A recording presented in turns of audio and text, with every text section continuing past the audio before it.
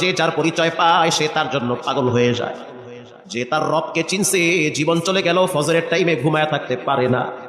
যে তার আল্লাহকে চিনা ফেলাইছে, যে মনে করে যে আমার হায়াতের মালিক আল্লাহ, আমার মতো অনেক মানুষকে রব্বুল আলামিন পঙ্গু বানাইয়া বিছানায় ফালাইয়া রাখছে। অনেক যুবককে গাড়ি অ্যাক্সিডেন্টের মাধ্যমে কবরের বাসিন্দা বানায় দিছি। হঠাৎ হঠাৎ মানুষদেরকে আল্লাহ তাআলা দুনিয়া থেকে বিদায় করতেছে।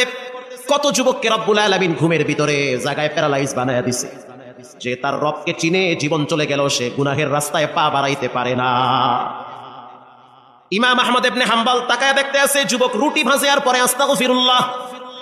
কাস্টমার দোকানে ঢুকতেছে, পড়তেছে আস্তাগফিরুল্লাহ, রুটি খাচ্ছে পরে আস্তাগফিরুল্লাহ। কাস্টমার টাকা দেয়, টাকা ক্যাশ বাক্সে ঢুকায় পরে আস্তাগফিরুল্লাহ। ইমাম আহমদ ইবনে হাম্বল আশ্চর্য হয়ে গেলেন, কৌতূহল বশত প্রশ্ন করলেন, এটা কোন তাসবিহ খালি আস্তাগফিরুল্লাহই পড়ে? এই যুবক কি পড়ো রে ভাই? ভাই পড়ি আস্তাগফিরুল্লাহ, রব তুমি আমারে ক্ষমা কইরা দাও। এটা পয়রা তুমি কতটুকু লাভবান হয়েছো? যুবক বলতে আছে, মুরব্বি শুনে নেন, আল্লাহ রাব্বুল আলামিন এই ইস্তিগফারের বরকতে আমার প্রত্যেকটা দোয়া কবুল করে নিয়েছে। আর আস্তে বাইতে গিয়ে কল সুবহানাল্লাহ। আপনি কি মনে করছেন সব দোয়া কবুল? আল্লাহ আমাকে মুস্তাজাবুদ দাওয়া বানায়া দিয়েছে। মুস্তাজাবুদ দাওয়া তাকে বলা হয় যার প্রতিটা দোয়া কবুল করেন কে?